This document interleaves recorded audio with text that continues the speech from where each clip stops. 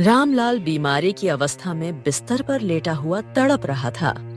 केशव की आंखों में आंसू थे। केशव, केशव बेटा, बरसों से एक रहस्य मैंने अपने सीने में दबा रखा था। अब मेरा अंतिम समय आ गया है। मैं चाहता हूं कि अब उस रहस्य का खुलासा कर दिया जाए। ये सुनकर केशव बुरी तरह से रोने लगा। नहीं पिताजी नहीं, अभी आप बहुत वर्ष जिएंगे। आपकी आयु 100 वर्ष से भी ज्यादा होगी। ऐसा ना कहिए पिताजी।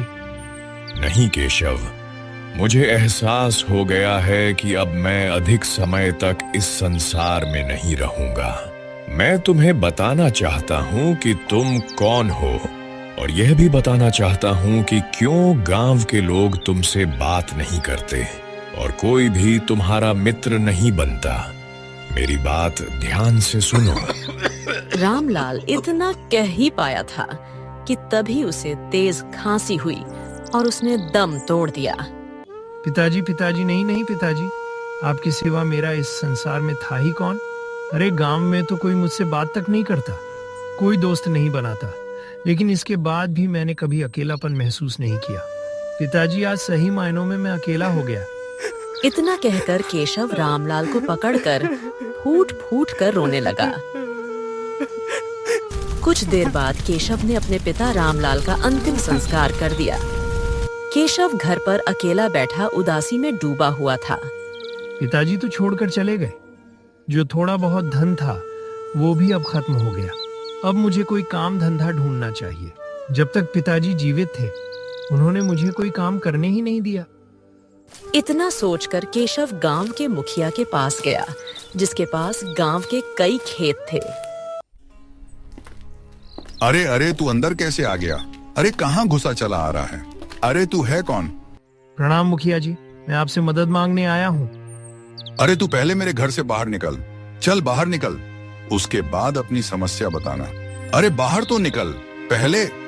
केशव चुपचाप बाहर आ गया। कुछ ही क्षणों बाद मुखिया बाहर आया। चल जल्दी बोल, यहाँ काहे के लिए आया है?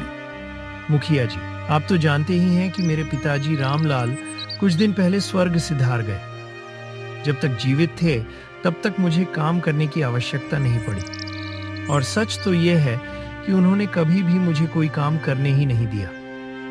अब घर का सारा धन खत्म हो चुका है, अनाज भी नहीं बचा। आपके पास गांव में बहुत सारे खेत हैं, किसी एक खेत में मुझे मजदूरी पर रख लीजिए ना। मुझे बस पेट भर खाना मिल जाए, मेरे लिए इतना ही काफी है। मदद कीजिए ना मुखिया जी, मदद कीजिए। अरे हलवा मदद कीजिए भाई, हम तुमको अपने खेत में नहीं रख सकते हैं और तुमको हम गांव में रहने दे रहे हैं ना, यही बड़ी बात है। अगर हमारा बस चले तो तुमको तो हम लात मारकर गांव से बाहर निकाल दें। चलो उठो यहाँ से, दफा हो जाओ, निकलो, चले आते हैं मुंह उठाकर। इतना कहकर मुखिया ने दरवाजा बंद कर लिया। केशव अपमानित होकर रोते हुए वहां से चला गया। कुछ दूर जाकर केशव पेड़ के नीचे बैठ गया। क्या करूं, किससे काम मांगूं, क्या करूं? हाँ, एक काम करता हूँ, पड़ोस की गंगा मौसी से मदद मांगता हूँ। वैसे भी सिर्फ उनकी पुत्री राधा ही है जो पूरे गांव में मुझसे बात करती है। हाँ। केशव गंगा मौसी के घर गया। गंगा मौसी उसे देखकर क्रोधित हो गई। तेरी हिम्मत कैसे हुई मेरे घर में घुसने की? गंगा मौसी मेरी बात सुनो, मेरी बात सुनो। आप तो जानती हो ना कि मैं अनाथ हूँ, मुझे काम की सख्त जरूरत है।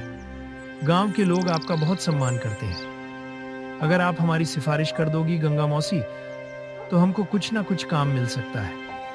हम कुछ भी करने को तैयार हो। घर पे सही बताऊं तो घर पे अनाज तक खत्म हो गया है मौसी। अरे तुझे गांव में कोई काम नहीं देगा, दफा हो जा यहाँ से। गंगा मौसी ने इतना कहा ही था कि तभी उनकी पुत्री राधा वहां आ गई। माँ, ये आप क्या कर रही हैं? केशव बेचारा काम मांगने आया है और आप इसे इस तरह भगा रही हैं। इतनी बुरी तरह से तो किसी भिखारी को भी नहीं भगाते। बकवास बंद कर। राधा, कितनी बार कह चुकी हूँ कि इस मनहूस की तरफदारी मत किया कर। इतना कहकर गंगा मौसी ने केशव से कहा, आइंदा यहाँ अपनी शक्ल मत दिखाना। इतना अपमान सहने के बाद केशव की आंखों में आंसू आ गए और वह अपने घर की ओर लौट गया।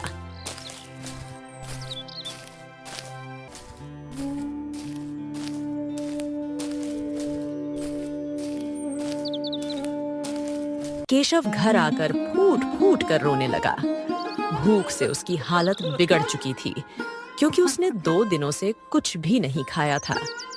तभी वहां गंगा मौसी की पुत्री राधा थाली में खाना लेकर आई। अपना मन छोटा मत करो, एक दिन सब ठीक हो जाएगा।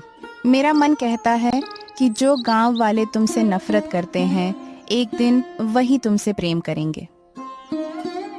मैं जानती हूँ कि तुमने 2 दिनों से कुछ नहीं खाया, इसलिए मैं तुम्हारे लिए खाना लेकर आई हूँ। नहीं नहीं राधा, नहीं। ये सच है कि हमको इस वक्त बहुत ज्यादा भूख लगी है, लेकिन नहीं, मैं ये खाना नहीं खा सकता। क्यों नहीं खा सकते? अरे क्योंकि अगर तुम्हारी माँ को पता लग गया ना कि तुम मेरे लिए खाना लेकर आई थी, तो वो मुझे बहुत बुरा भला कहेंगी। नहीं नहीं राधा। मुझे उसकी कोई परवाह नहीं। गांव वाले तुमसे क्यों नफरत करते हैं मुझे नहीं पता और ना ही जानना है। मैं बस इतना जानती हूँ कि वह सब इंसानियत के दुश्मन हैं और मैं गांव वालों जैसी नहीं बनना चाहती।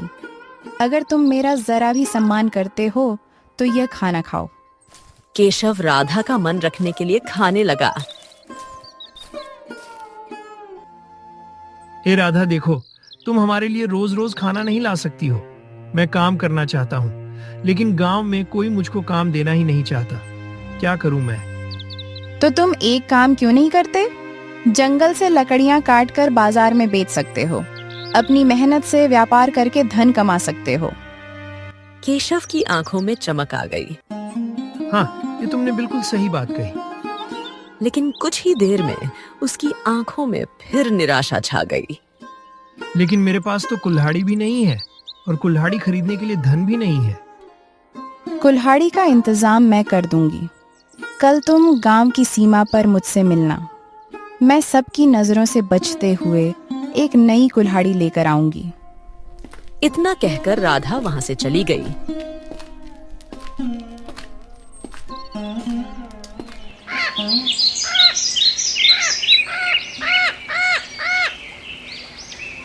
अगले दिन केशव गांव की सीमा पर पहुंचा और राधा का इंतजार करने लगा। तभी उसकी नजर सीमा के पास खड़ी एक पुरानी आलीशान हवेली पर पड़ी जो वर्षों से वीरान थी। केशव उसे गौर से देखने लगा। तभी राधा वहां आ गई।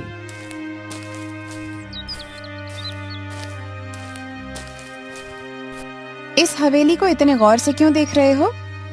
बस समझ नहीं आता राधा। यह हवेली वर्षों से वीरान है और गांव के लोग जब भी इसके पास से गुजरते हैं तो डर से कांप जाते हैं। ऐसा क्यों? राधा गहरी सोच में डूब गई। माँ बताती है कि यहाँ एक समय में एक साहूकार रहता था। वो और उसकी पत्नी बहुत ही अत्याचारी थे।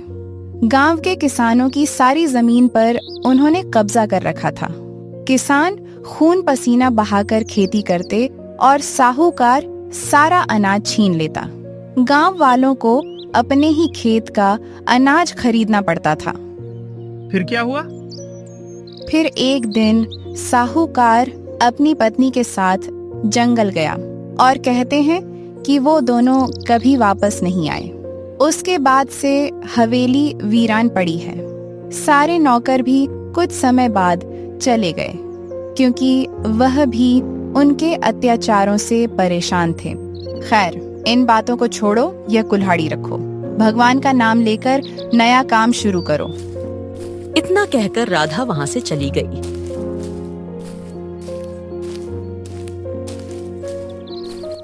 केशव जंगल की ओर चला गया।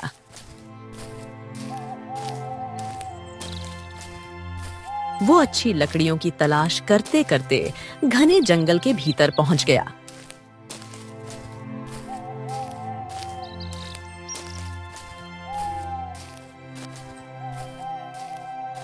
वहां उसे एक वृक्ष मिला जिसे देखकर वो बोला, हाँ, इस पेड़ की लकड़ी बहुत अच्छी लग रही है। चलो इसको ही काटूंगा।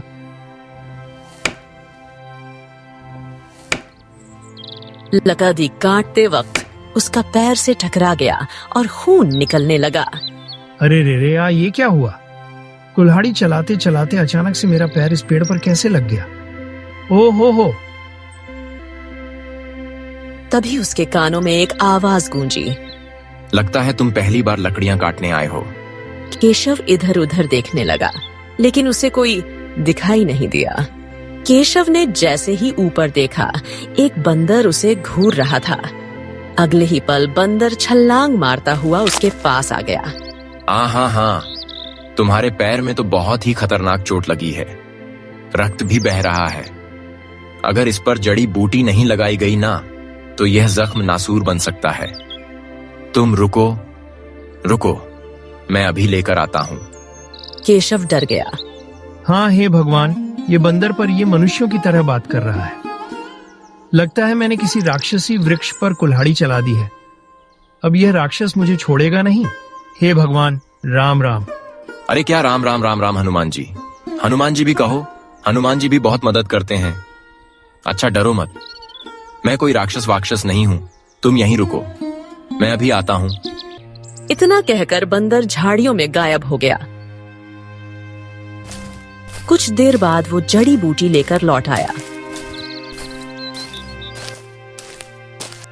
हाँ, लो इसे अपने पैर पर लगाओ, रक्त बहना बंद हो जाएगा। अरे लगाओ भी, देखो मत, लगाओ। केशव ने जड़ी बूटी अपने घाव पर लगाई। तो तुम कौन हो और तुम मनुष्यों की भाषा में बात कैसे कर रहे हो? क्या मैं किसी मायावी जंगल में आ गया हूँ? नहीं, ये कोई मायावी जंगल नहीं है। और जहां तक मेरी बात करने की बात है, तो समझ लो कि यह एक साधु का वरदान है। अब केशव का डर थोड़ा कम हो गया था। मेरा नाम केशव है। ओह, हो तो तुम्हारा नाम केशव है, लेकिन ये बताओ, तुम्हारे चेहरे पर इतनी उदासी क्यों है? क्या हो गया? वैसे तो मैं किसी को नहीं बताता, लेकिन जाने क्यों तुम्हें देखकर लगता है कि अपने मन की पीड़ा बांट लेनी चाहिए, शायद मन हल्का हो जाए। सुनो, बात यह है कि इतना कहकर केशव शुरू से लेकर अब तक की सारी घटना बंदर को बताने लगा।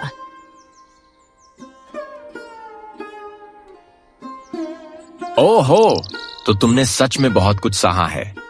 ये बताओ, गांव में तुमसे कोई बात नहीं करता, कोई तुम्हारी मदद नहीं करता और कोई तुम्हारा दोस्त भी नहीं है। हाँ, मेरा कोई दोस्त नहीं है। तो चिंता क्यों करते हो? उदास मत हो, मुझसे दोस्ती करो, मुझे अपना दोस्त बना लो और मुझे अपने गांव ले चलो। क्या कहते हो? हाँ, ये बढ़िया उपाय है। लेकिन देखो, मैं तुम्हें ले तो चलूंगा, लेकिन अगर किसी ने तुम्हें बात करते हुए देख लिया, तो वह तो तुम्हें राक्षस समझेंगे ना, और मुझे भी नुकसान पहुंचा सकते हैं, क्योंकि वैसे भी वह मुझे पसंद तो करते नहीं है। जब भी कोई गांव वाला होगा ना, मैं तुमसे बात ही नहीं करूंगा, चुपचाप रहूंगा। हाँ, ये ठीक है। वैसे भी मेरा कोई दोस्त तो है नहीं। अगर तुम मेरे घर पर रहोगे तो मेरा समय भी कट जाएगा। हाँ, बिल्कुल, चलो। लेकिन चलो कैसे? पहले लकड़ियां तो काट लो, जिस काम के लिए आए थे वो तो करो। दोनों मुस्कुराते हैं। केशव लकड़ियां काटता है।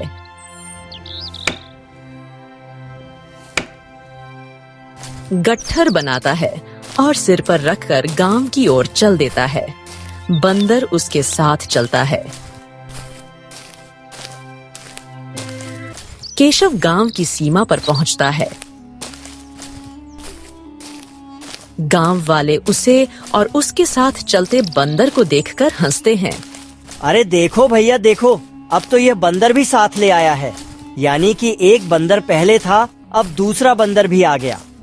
केशव अनसुना करता है और बाजार में लकड़ियां बेचने लगता है, लेकिन बहुत देर तक कोई ग्राहक नहीं आता।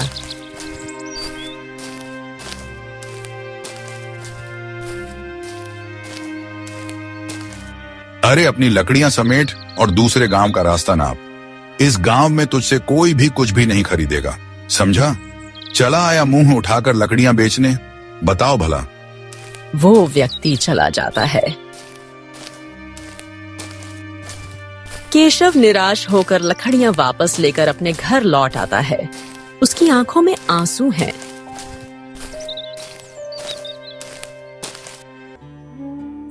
ओ ये बताओ तुम उदास क्यों हो? अरे भाई, हिम्मत मत हारो। गांव वालों ने तुमसे गलत तो नहीं कहा। क्यों ना तुम लकड़ियां दूसरे गांव में बेचो। सही तो कहा उन्होंने है। दूसरे गांव? हाँ, शायद तुम सही कह रहे हो। हाँ और क्या, तो फिर तय रहा मैं तुम्हारी मदद करूंगा। बंदर ने लकड़ी का एक गट्ठर अपने सिर पर रख लिया। दोनों दूसरे गांव की ओर चल पड़े। दूसरे गांव में केशव की लकड़ियां हाथों हाथ बिक गई। उसे अच्छी कमाई हुई। वह कुछ अनाज और सब्जियां खरीदकर बंदर के साथ घर वापस लौट आया। देखा, पहले ही दिन कितनी अच्छी कमाई हुई है। हाँ, सही कहा। अगर रोज दूसरे गांव में बेचूंगा तो बहुत आमदनी होगी। और नहीं तो क्या, कल फिर से लकड़ियां काटना। एक गट्ठर तुम ले जाना और एक मैं। इसमें काम भी बटेगा और कमाई भी बढ़ेगी। क्या कहते हो? केशव खुश हो गया। हाँ चलो भाई, अब तो मुझे बहुत जोरों की भूख लगी है। अरे चिंता मत करो, मैं खाना बनाता हूँ। रुको रुको। केशव खाना बनाता है। वो और बंदर खाने ही वाले होते हैं। तभी एक भूखी लोमड़ी वहां आ जाती है।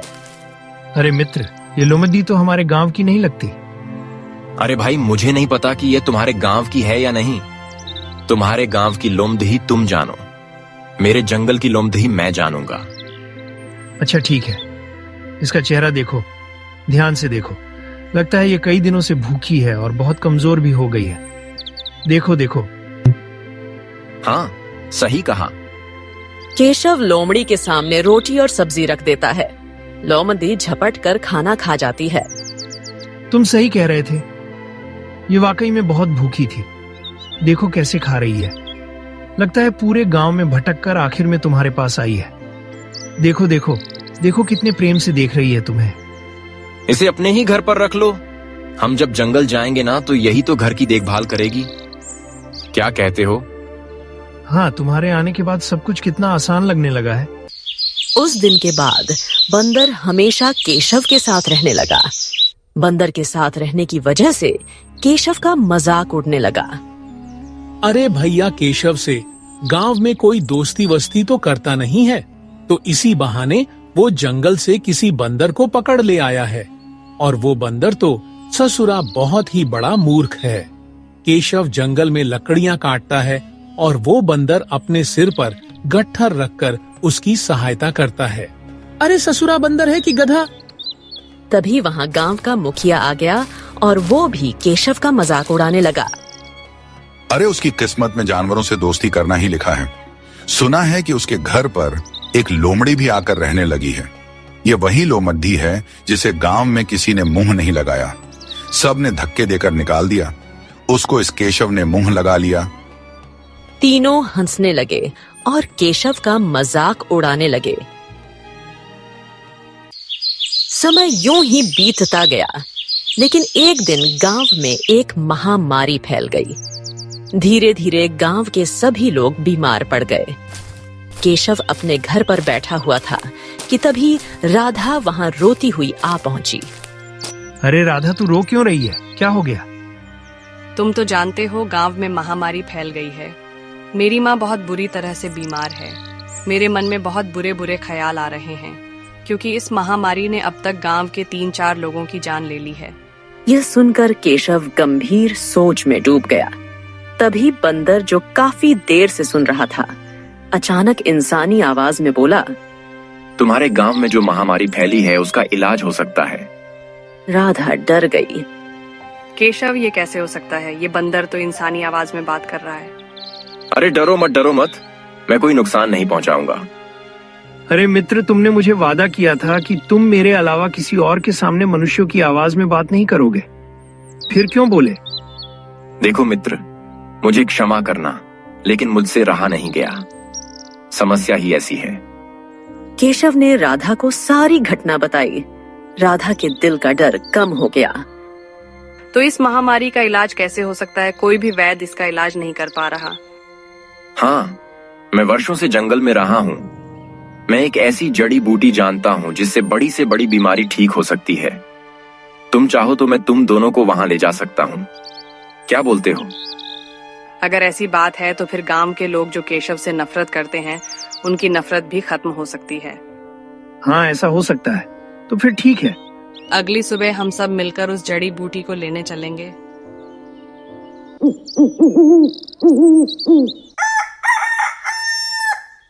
अगली सुबह राधा, केशव और बंदर जंगल की ओर निकल गए। बंदर उन्हें एक खास जगह पर ले गया और एक झाड़ी की ओर इशारा करते हुए बोला, ये देखो, ये झाड़ियां नहीं, जड़ी बूटियां हैं। इन्हें तोड़ लो और पत्थर से पीसकर गर्म पानी में मिलाकर बीमार लोगों को पिलाओ।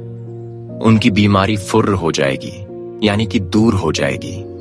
राधा और केशव ने सभी जड़ी बूटियां तोड़ ली और गांव लौट आए। रात भर केशव ने मेहनत से सारी जड़ी बूटियां पीस लीं।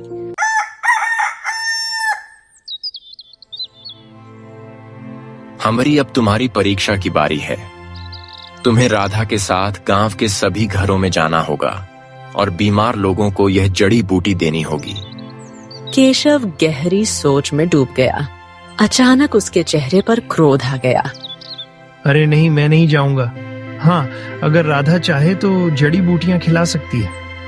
मैं कभी नहीं भूल सकता कि गांव वालों ने मेरे साथ कैसा व्यवहार किया। उन्होंने हमेशा मेरा मजाक उड़ाया, धत्कारा, अपमान किया, क्या क्या नहीं कहा। मैं कभी सहायता नहीं कर सकता उनकी। नहीं जाऊंगा मैं। बंदर गंभीरता से बोला, ओ हो मेरे मित्र, मेरी बात सुनो। बुराई का जवाब बुराई से नहीं देना चाहिए। अगर आप चाहते हो कि किसी के मन में आपके लिए प्रेम जन्मे, तो आपको उसके लिए कोई भलाई का कार्य करना होगा। इंसानियत मनुष्य के अंदर से कभी भी खत्म नहीं होनी चाहिए। अगर गांव वालों ने इंसानियत नहीं दिखाई, तो क्या तुम भी अपने अंदर की इंसानियत खत्म कर दोगे? जिस इंसान के अंदर इंसानियत नहीं रहती, वह इंसान नहीं, राक्षस बन जाता है। बताओ, क्या तुम राक्षस बनोगे? बोलो। राधा की आंखों में आंसू आ गया। हो तो तुम बंदर, लेकिन बात बहुत गहराई की कहते हो। केशव की समझ में बात आ गई। वो राधा के साथ गांव के मुखिया के घर गया।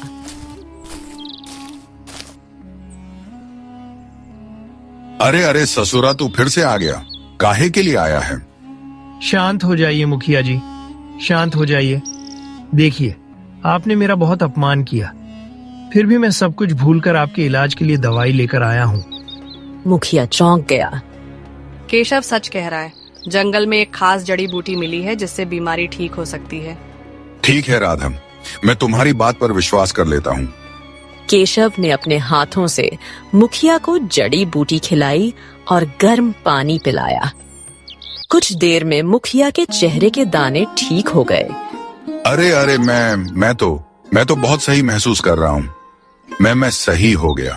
हाँ, अरे मैंने तुम्हारे साथ कितना गलत व्यवहार किया और तुमने फिर भी मेरी मदद की। वाह। केशव कोई जवाब नहीं देता और राधा के साथ घर से बाहर चला जाता है। उस दिन के बाद केशव और राधा हर घर जाकर जड़ी बूटियां बांटने लगे। कुछ ही दिनों में पूरा गांव महामारी से मुक्त हो गया। महामारी खत्म होने के बाद राधा खुशी से मिठाई लेकर केशव के घर पहुंची। केशव बंदर और लोमड़ी के साथ बैठा हुआ था। ये लो केशव, मुंह मीठा करो। हमारा सारा गांव महामारी से मुक्त हो चुका है। केशव खुशी से मिठाई खाने लगा। बंदर भी खाने लगा। जानते हो ये मिठाई किसने बनाई है? मेरी माँ ने। यह सुनकर केशव चौंक गया। ओहो, तो फिर तुम ये मिठाई यहाँ पर लाई ही क्यों? अगर तुम्हारी माँ को पता चल गया ना, तो वो तुम पर बहुत गुस्सा करेंगे। यही तो खुशी की बात है। माँ ने मुझे स्वयं कहा कि यह मिठाई केशव को जाकर दे आओ, क्योंकि उसी की वजह से हमारा गांव महामारी से मुक्त हुआ है। यह सुनकर केशव खुश हो गया। बंदर खुशी से उछल पड़ा। हाँ, आज का दिन तो तुम्हारे लिए बहुत खास है केशव। अरे भाई, जो गांव वाले तुमसे नफरत करते थे, अब उनके मन में तुम्हारे लिए प्रेम जाग उठा है। वाह भाई वाह। तभी अचानक राधा की माँ आ पहुंची। केशव, राधा और बंदर जैसे ही पीछे मुड़े, उन्होंने देखा कि गंगा मौसी खड़ी थी। वो डरते हुए बोली, हे भगवान, एक बंदर इंसान की आवाज में बात कर रहा है। हमारी बात तो सुनिए। गंगा मौसी ने तुरंत राधा का हाथ खींचा। इधर आ। तुझे दिखाई नहीं दे रहा कि यह बंदर इंसानी आवाज में बोल रहा था? जरूर ये कोई राक्षस होगा। नहीं माँ, ये राक्षस नहीं है, बल्कि इसकी वजह से ही गांव महामारी से मुक्त हुआ है। इस तरह राधा की माँ को केशव पर विश्वास हो गया और बोली, बेटा, मुझे माफ कर दो। हमने तुम्हारे साथ बहुत बुरा किया है। तुम बहुत ही नेक और दयालु इंसान हो। हमने तुम पर कितना जुल्म किया है और तुमने हमें और गांव वाले की जान बचाई। इस तरह से केशव पर गांव को गर्व होने लगा और सभी खुशी खुशी रहने लगे।